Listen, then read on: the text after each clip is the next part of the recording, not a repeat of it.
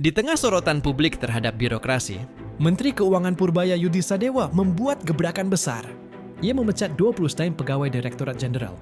pajak yang terbukti melakukan pelanggaran berat, mulai dari penyalahgunaan wewenang hingga penerimaan gratifikasi. Langkah ini jadi tamparan keras bagi Lembaga yang seharusnya menjadi jantung penerimaan negara. dalam pernyataannya, Purbaya menegaskan kalau pelanggarannya Rp100 pun Tetap kami pecat. kalimat sederhana, tapi mengguncang, menandai kebijakan zero tolerance Terhadap korupsi di lingkungan keuangan negara. Bagi Purbaya, ini bukan sekadar tindakan disiplin. Tapi sinyal politik yang jelas. Reformasi fiskal tak akan berarti tanpa reformasi moral. DJP selama ini menjadi simbol kekuatan fiskal, Tapi juga kerap jadi sasaran kritik karena oknum yang bermain di celah kebijakan. pemecatan ini adalah upaya menegakkan kembali kepercayaan rakyat, sekaligus peringatan bagi pegawai lain agar tak bermain-main dengan uang negara.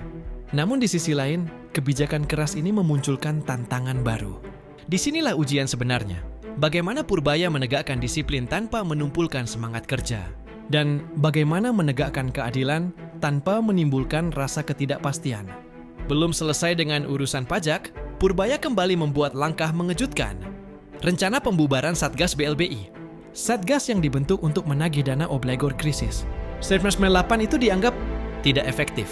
Setelah bertahun-tahun bekerja, hasil yang diperoleh dinilai tidak sebanding dengan sumber, Daya dan waktu yang dikeluarkan, bagi sebagian pihak, wacana pembubaran ini justru langkah rasional.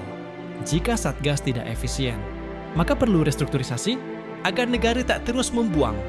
energi pada lembaga yang stagnan.